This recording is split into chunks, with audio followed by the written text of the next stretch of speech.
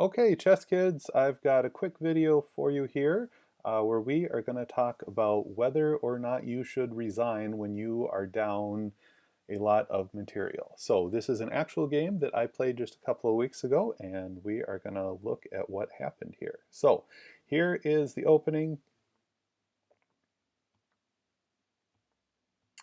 Now the beginning part's not very exciting. We just exchanged a few pawns. I'm actually up one pawn right now. We'll trade here. Now at this point, this is where I made a mistake. So as you can see, he just moved his pawn from e5 to e4, and now he is attacking my knight, which is already being attacked by my bishop. So what I decided to do is protect my knight. I wanted to get it out of there so I could save it, but I didn't realize what the bishop was also going to be pointing at once I moved it. So I moved my knight to try and save it, and right there I lost my queen. So at this point, how many of you would resign? You just lost your queen pretty early on in the game. I think this was only like the 6th move in the game. All right, well, I wouldn't recommend giving up just yet, especially not this early in the game. So I take his bishop back, of course, and right now he is up by 5 points. So let's see what happens after a few more moves. We exchange knights. Brought out his queen. I attacked it. I'm attacking his bishop to get out of there. I put him in check. And watch what he does right here. With his bishop on b6, he attacks both my king and my rook. It's called a double attack.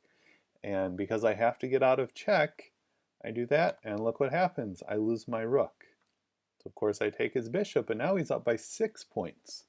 And watch what black does next. This is a technique called a skewer. He attacks my king here. Remember the 3 ways to get out of check. You either capture, protect, or run away, CPR. I cannot capture the queen. I don't have any pieces to put in the middle to protect, so I have to run away. And when I move my king away, look what happens. Now I lose my rook. So at this point, I'm down 11 points. I've lost my queen and both of my rooks, and my opponent has both of his queens and both of his rooks. So let's see a show of hands right here. How many people would resign if you were white at this point? All right, well, let's keep going and see what actually happened.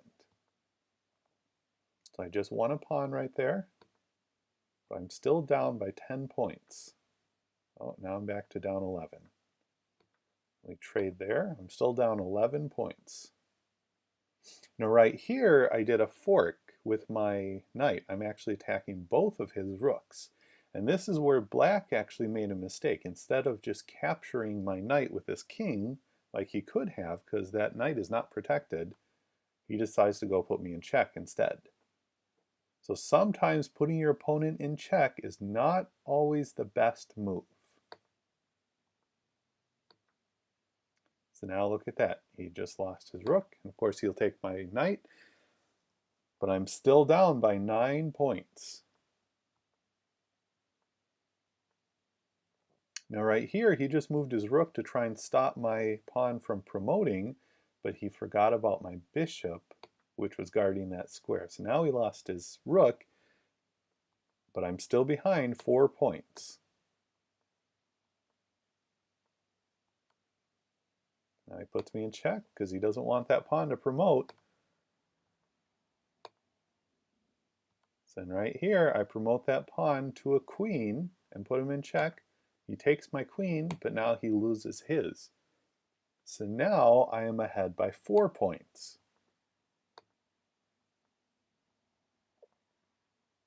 All right, so at this point in the game, black decided to resign. There was no way for him to stop my pawn on d6 from promoting, becoming a queen, and his other 2 pawns were going to be blocked by my 2 pawns. So I hope you learned something, chess kids. Have a great rest of the day.